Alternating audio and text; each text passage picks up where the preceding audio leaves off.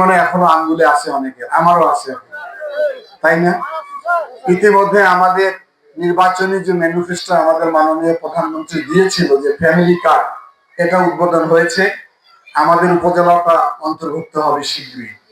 তারপরে কৃষক কার্ড দেওয়া হচ্ছে। কৃষকের 10,000 টাকা কৃষি ঋণ ইতিমধ্যে মওকুফ করে দেওয়া হয়েছে।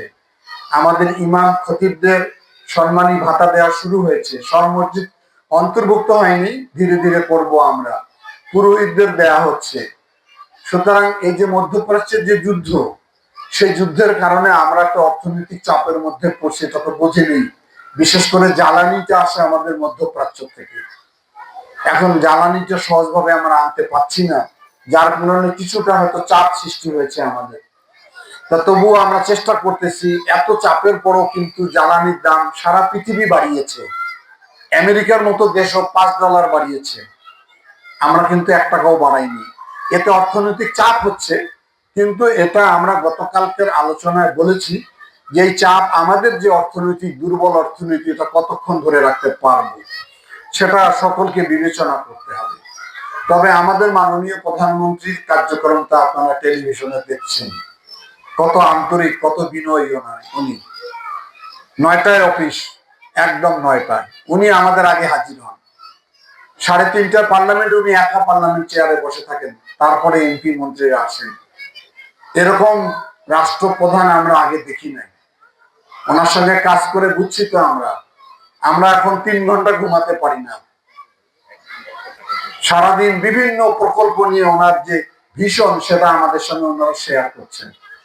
যাই হোক, একটু পরে হয়তো নামাজের আজান দিয়ে দিলে সবাই যাবেন। আমি 2-1টা গুরুত্বপূর্ণ কথা বলে নিতে চাই।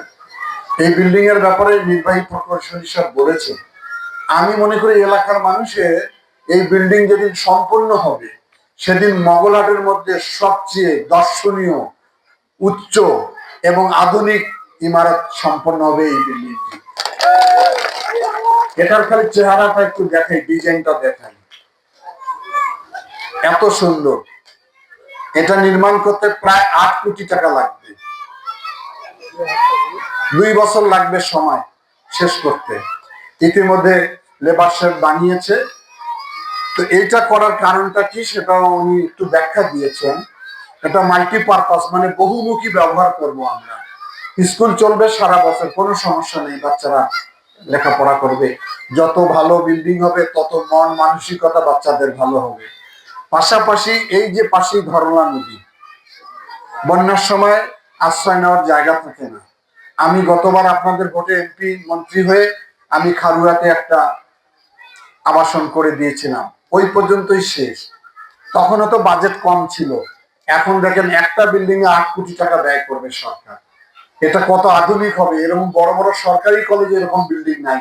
অথচ ইটাপোতার মতো একটা প্রাইমারি স্কুলে আমরা এই বিল্ডিং বানিয়ে দিচ্ছি, যাতে করে লেখাপড়ার পাশাপাশি দুর্যোগকালীন, বন্যাকালীন, ঘূর্ণিঝড়কালীন লোক এখানে আশ্রয় নিতে পারে।